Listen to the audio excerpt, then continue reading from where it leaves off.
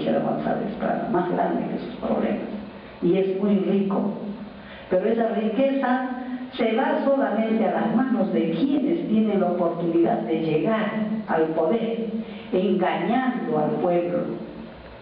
Engañan, ofrecen y no cumplen sus promesas. Y siempre la población está como una doncella.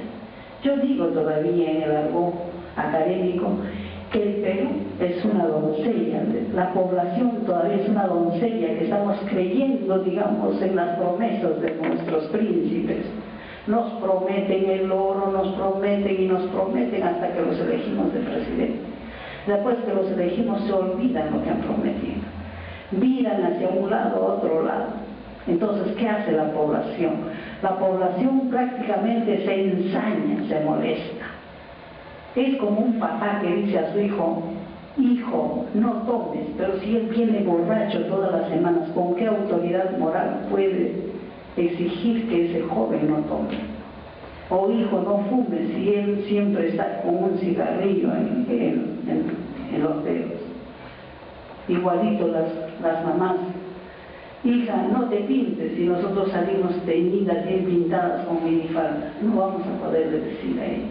O no llegues tarde cuando nosotros estamos llegando después de las 10, 11, 12 de la noche sin tener oficio ni beneficio.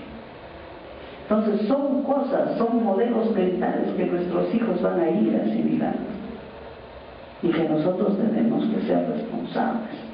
Decirles: tu hijo tienes que ser responsable por tus actividades, y también ver que nuestros gobernantes sean responsables. No elegir al que lo vimos y que nos robó bien y nos dejó mal, no.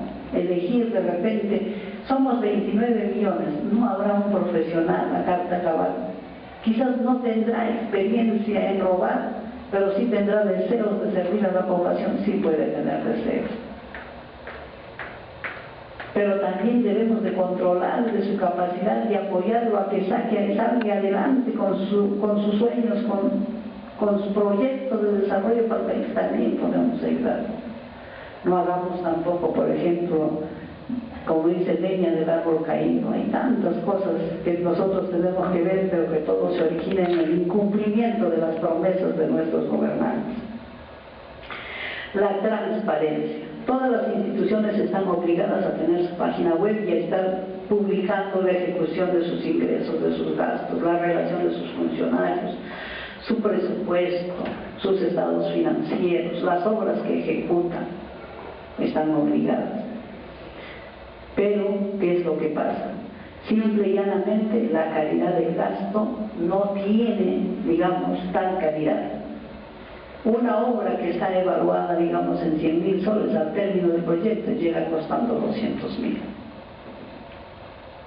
Simple y llanamente son actividades que muchos de los funcionarios las realizan por desidia, por negligencia o por asociación ilícita para delinquir. Por ello vamos a pasar a ver el tema de la corrupción en Perú en la última década. La corrupción en el mundo es, digamos, una tara que se arrastra no solamente en el Perú, sino en el mundo entero. Y si nosotros nos ponemos a ver, digamos, cuáles son esos países más corruptos, vamos a ver que los países más ricos son los países más corruptos. En el África tenemos lo que son las piedras preciosas, el diamante. En Arabia, en los países árabes, tenemos el petróleo. Y sin embargo, son países más corruptos. El Perú es un país rico en minerales, en oro, en plata. Es rico en producción interna. Y sin embargo, no se ve el crecimiento económico en beneficio de la población.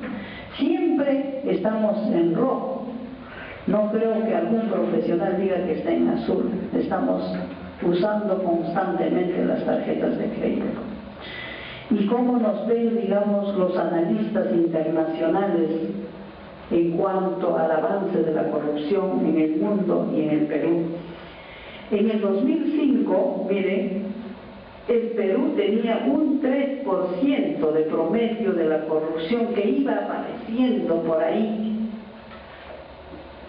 porque no se habían dado a conocer, digamos, los grandes problemas de corrupción que había, porque lo tenían todo bien tapado. En el año 2010 ya Perú está, digamos, ya al borde del 30% de corrupción. Y al 2011 el Perú está en el puesto cuarto de 182 países evaluados como países corruptos en el mundo. Y la corrupción en el Perú versus hechos denunciados, esto sale de la percepción de los problemas de la corrupción que hacen una evaluación Ipsos Apoyo y la CONFIEC.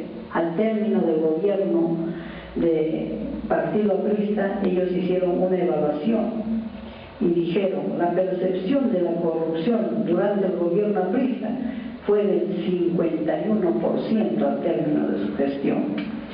¿Cuáles son los tres principales problemas del país en la actualidad al término de este gobierno?